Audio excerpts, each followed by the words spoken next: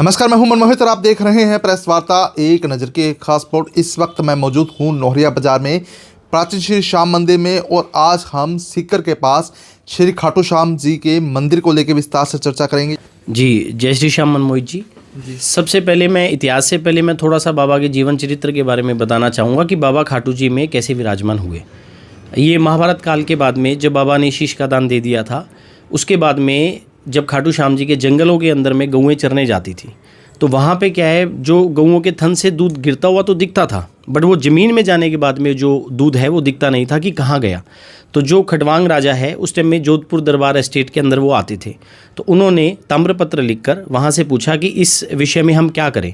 तब जोधपुर दरबार से आदेश हुआ कि उस जगह पे खुदाई करवाई जाए। जब वहाँ पे खुदाई करवाई गई तब वहाँ से बाबा श्याम का शीश प्रकट हुआ और वहाँ पे ये वाणी हुई कि भाई श्याम बाबा का दरबार बनाया जाए, बाबा को स्थापित किया जाए और स्थापित करने के बाद में जो भी भगत बाबा का सच्चे मन से आस्था से बाबा को पुकारेगा उसकी सभी मनोकामनाएं बाबा पूरी करेंगे।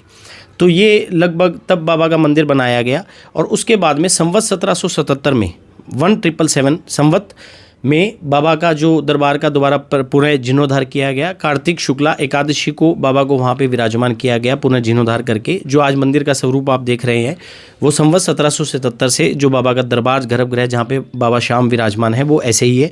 और जो 2020 में कोरोना के बाद में कुछ लाइनों की व्यवस्था के लिए मंदिर के प्रांगण को चौड़ा किया गया है, जो आप स्वरूप आज देखते हैं। और ये जो मैं आपको जानकारी दे रहा हूँ, ये खाटू श्याम जी में शिलालेख जो मंदिर के अंदर दरबार में पहले लगा हुआ था उस पर ये जानकारी अंकित थी। सबसे बड़ी बात, हारे का सहारा खाटू श्याम हमारा, इसका असल मीनिंग सर क्या है? मैं संक्षिप्त में आपको बताऊं कि जब ये महाभारत काल के समय की बात है, जब श्याम बाबा युद्ध देखने की इच्छा से युद्ध क्षेत्र में जा रहे थे, तब भगवान कृष्ण से उनकी जब भेंट हुई तब श्याम बाबा ने ये बोला कि युद्ध में जो भी हारेगा मैं उसका साथ दूंगा। श्याम बाबा की ये प्रतिज्ञा थी कि जो भी हारेगा, जो भी इस विश्व में हारेगा मैं उसका साथ दूंगा। तब भगवान कृष्ण से जब उन्होंने शीश का दान दिया तो भगवान कृष्ण ने उनको वरदान दिया कि आज के बाद में जो भी तुम्हारे दरबार में दुख है, दरिद्र है, जो भी अपना हार कर आपके दरबार में आएगा उसकी मनोकामनाएं पूर्ण होगी, वो मेरे आशीर्वाद से आप पूर्ण करोगे। श्याम बाबा का नाम पहले बर्बरिक था क्योंकि उनके घुंघराले बाल थे, इसलिए उनका नाम बर्बरिक रखा गया था। श्याम नाम से पूजा उनकी इसलिए हुई क्योंकि भगवान कृष्ण ने इनको वरदान दिया कि कलिकाल में, कलयुग में, जैसे जैसे कलयुग बढ़ेगा तो श्याम बाबा का प्रचार भी बढ़ेगा और आप कलयुग में मेरे नाम से पूजे जाओगे, श्याम नाम से पूजे जाओगे, इसलिए खाटू श्याम जी का नाम खाटू श्याम पड़ा। जी। सबसे बड़ी बात, मंदिर स्थापित हो गया, लोग वहाँ ना कैसे शुरू हुए, शुरुआत कैसे हुई सर? कैसे ये पूरे देश में या फिर पूरे विश्व की बात करें, क्योंकि पूरे विश्व से लोग वहाँ पहुँचते हैं, आस्था का प्रतीक है, श्याम बाबा के आगे नतमस्तक होते हैं और श्याम बाबा तमाम मनोकामनाएं भी पूरी करते हैं। जी बिल्कुल बिल्कुल, तमाम मनोकामनाएं जो है बाबा के दरबार में पूरी होती हैं। हमारे जो भक्त शिरोमणि श्यामलीन स्वर्गीय आलू सिंह जी महाराज जो हैं, उनके गुरु श्री श्याम बहादुर जी महाराज जो हैं, इन्होंने बाबा का घर घर डंका बजाया, घर घर जागरण किया, कीर्तन किया, बाबा का प्रचार प्रसार किया, बाबा से लोगों को जोड़ा और तब से लोगों की आस्था जो है बनती चली गई।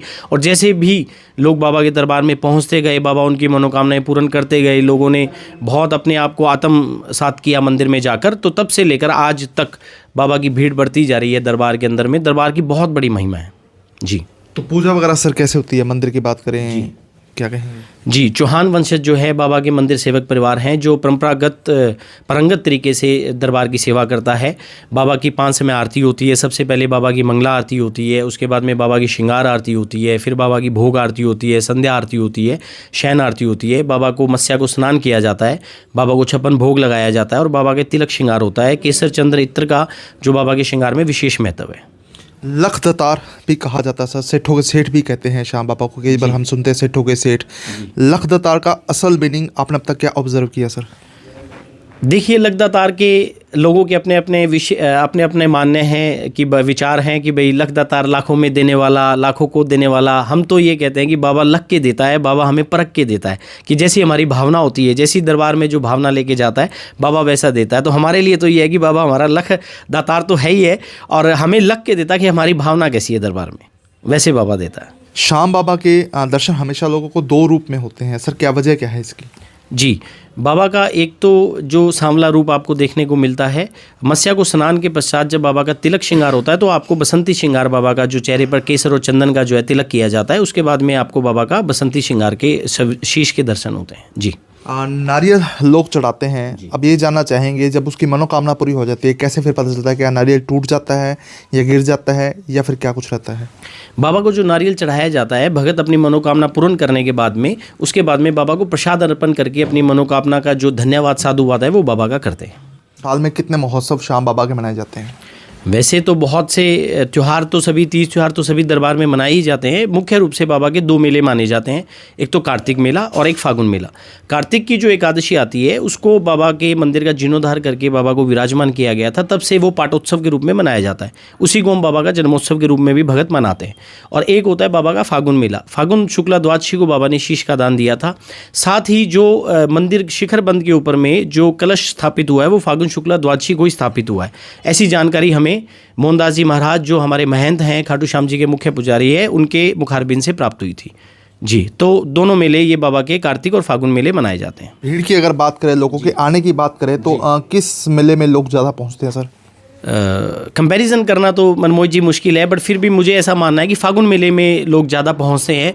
और फागुन मेले के अंदर में जो बाबा का ऐसे ये कहावत भी है कि फागुन शुक्ला द्वादशी उत्सव भारी होए, मेरे बाबा के दरबार से खाली जाए ना कोई।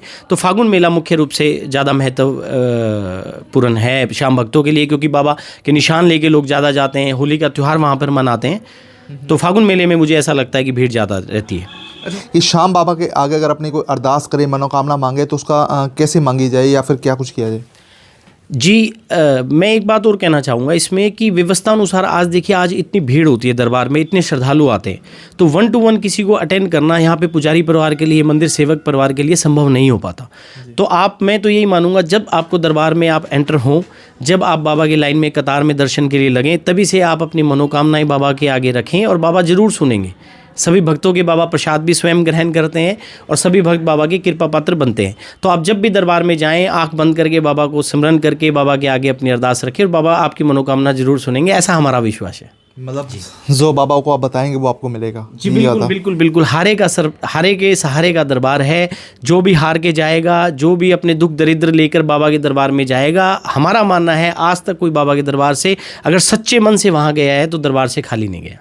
तो बिल्कुल सीकर से करीब 43 किलोमीटर दूर खाटू श्याम जी का मंदिर है, जिसको लेके आज हमने चर्चा की है और मंदिर के पूरे इतिहास के बारे में विस्तार से चर्चा की है और मंदिर किस तरह से पूरी आस्था का केंद्र बना, किस तरह से विश्व भर से लोग इस मंदिर में पहुंचते हैं और पूजा कैसे होती है लेकर आज बातचीत की है। तो वीडियो को आप शेयर करिए ताकि अधिक से अधिक लोगों तक तमाम जानकारी पहुंच जाए। बहुत बहुत धन्यवाद।